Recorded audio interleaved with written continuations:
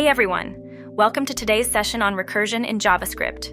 Recursion is a powerful concept in programming where a function calls itself to solve a problem by breaking it down into smaller, more manageable pieces. It's like solving a big puzzle by first tackling the smaller pieces until the whole picture becomes clear. In the code we're about to explore, we have 3 fascinating examples that showcase the versatility and utility of recursion. Calculating the factorial of a number. This is our starting point. A simple yet effective demonstration of how recursion works by multiplying a number by the factorial of the number just before it, all the way down to 1. It's a great way to see recursion in its most basic form. Summing values in a nested object. Things get a bit more complex here. We'll navigate through an object that contains nested objects, like a tree, and we'll sum all the numerical values found within. This example will show you how recursion can handle data structures that aren't straightforward to process at first glance. Deep cloning a complex object. Our final example is the most intricate, showcasing how to create an exact copy of an object that contains nested objects and arrays. This is incredibly useful in real-world applications where you need to work with copies of data without affecting the original. Why is this code useful? Well, understanding recursion opens up a new set of tools for your programming toolkit. It allows you to tackle problems that are naturally hierarchical or have repetitive patterns in a more elegant and efficient way. Plus, mastering recursion will significantly improve your problem-solving skills and make you a better programmer. Now let's dive into the code.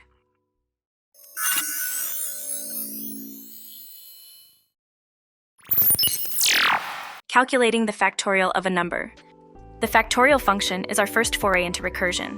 Here, we define a function factorial n that calculates the factorial of a given number n. The factorial of a number is the product of all positive integers less than or equal to that number. For instance, the factorial of 5, denoted as 5, is 5x4 x3 x2 x1 equals 120. The base case. We start by handling the base case with if n equals 0 or n equals 1, return 1. In recursion, the base case is crucial as it stops the recursion. Without it, the function would call itself indefinitely. Here, the base case is when n is 0 or 1. The factorial of both is 1. The recursive case. If n is greater than 1, the function returns n asterisk factorial n, 1. This line is where the recursion happens. We multiply n by the factorial of n1, which keeps calling itself with decrements of 1 until it hits the base case. Error handling. With try-catch, we ensure our function handles errors gracefully, such as negative inputs, which are invalid for factorials. Summing values in a nested object. The sum nested object values (obj) function demonstrates a more complex use of recursion to navigate through nested objects and sum all numerical values. Iterating over object properties. We use object keys for each to iterate over each property of the object. This approach lets us dive into each layer of the object. Handling different types. Inside the loop, we check if the property's value is a number or another object. If it's a number, we add it to our sum.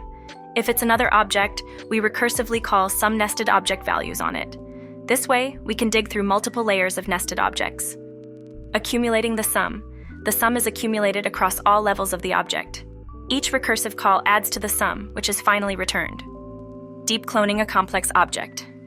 The deep clone function showcases recursion's ability to handle complex, nested structures by creating an exact, deep copy of the given object. Base case for primitives. The base case here is when the object is not actually an object or is null, meaning we've hit a primitive value which can be returned directly. Handling arrays and objects. We distinguish between arrays and objects using array. For each, we initialize a clone and fill it by recursively calling deep clone on its elements or properties. This ensures that every nested object or array is cloned deeply, not just its top level. Why recursion can be faster than iterators.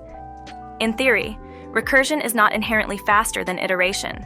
And for many tasks, iterative solutions can be more efficient in terms of memory usage and speed. Recursion, however, shines in scenarios where the problem domain is inherently hierarchical or can be divided into smaller, similar problems. In such cases, recursion can lead to cleaner, more readable code. The efficiency of recursion versus iteration depends on the specific problem, the language's optimization for recursive calls, and the stack space available. Recursion simplifies code for complex problems like tree traversal, divide and conquer algorithms, and problems where the depth of the data structure is not known beforehand. It allows developers to express solutions in a more direct, understandable manner, compared to iterative counterparts which might require complex loops and conditionals. In summary, while recursion might not always be faster than iteration in terms of execution speed or resource usage, it offers a more natural and elegant approach to solving certain kinds of problems, particularly those with a recursive structure. Understanding when and how to use recursion effectively is a key skill in a developer's toolkit.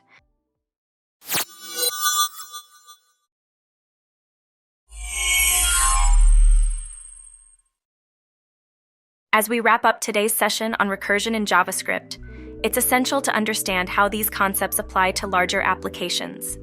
The examples we've explored, from calculating factorials to summing nested object values and deep cloning objects, demonstrate recursion's power and versatility. But how do they fit into the bigger picture of web development? In the world of web development, JavaScript is a cornerstone technology, powering dynamic content on the front end, and increasingly being used on the server side with Node.js. Recursion is a tool that, when used correctly, can significantly enhance the efficiency and readability of your code, especially when dealing with complex data structures or algorithms. The recursive functions we've discussed are not only examples of clean, efficient coding practices, but also serve as building blocks for larger applications. For instance, the deep cloning function is particularly useful in situations where you need to manipulate data without affecting the original source, a common requirement in state management for web applications. This emphasizes the importance of extensibility and reusability in your codebase. By creating functions that are self-contained and designed to solve a specific problem through recursion, you make your code more modular, easier to debug, and adaptable to new requirements. Efficiency in web development is not just about writing code that runs fast. It's also about writing code that can be easily understood, maintained, and extended by you or someone else in the future. Recursion, by breaking down problems into smaller, more manageable pieces, aligns perfectly with this goal, particularly in the context of JavaScript, where event handling and DOM manipulation often involve complex, nested structures. As you build more complex web applications, you'll find that the principles of recursion can help you navigate and manipulate data in ways that iterative approaches might not be as suited for. Whether you're dealing with hierarchical data like file directories, organizational charts, or complex UI components, recursion can offer elegant solutions that are both efficient and readable. Thanks for watching, everyone, and don't worry if you missed anything. We've added a link to the source code in the description. If you found this video to be helpful, please like and subscribe for more of the same. Thanks again. And remember, we're always learning, so keep coding, keep exploring, and keep building amazing web applications.